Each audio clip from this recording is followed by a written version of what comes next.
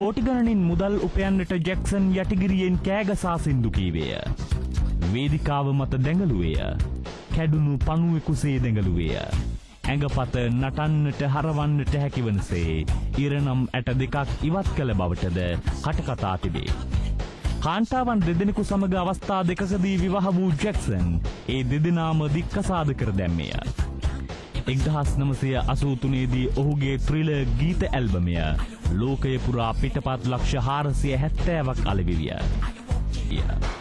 ඒ තරමටම රසිකයන් සැනසූ වේදිකාවේ දැඟලූ සින්දු වලින් කෝටි ගණන් මුදල් ඉපයූ ජැක්සන් ලෙඩ ගොඩක් බව ඔහුගත් බෙහෙත් පෙති වලින් පෙනී යයි. ඔහු යන තැන ජංගම රෝහලක්ද ගෙන ගිය බවට වාර්තා තිබේ. අවුරුදු 50 දී ජැක්සන් මිය යන විට ඔහුගේ බඩේ තිබුණේ ඔහු උපයූ කෝටි ගණන් මුදල් වලින් මිලටගත් රසමුසු ආහාර නොව වේදනානාශක බෙහෙත් පෙත්තක් පමණක් බවට හෙළි වී තිබේ.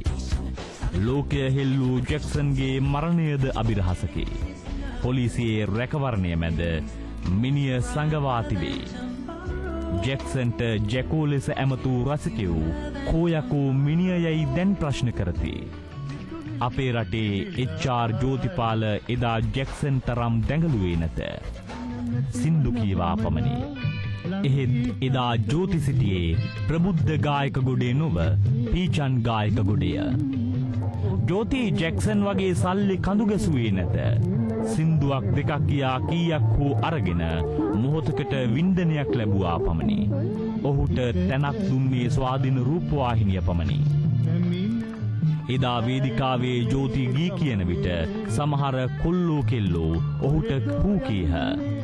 විශ්වවිද්‍යාලයේ පැත්ත පළාතකටවත් සින්දුවක් කියන්නට ජෝතිගෙන් වූයේ නැත.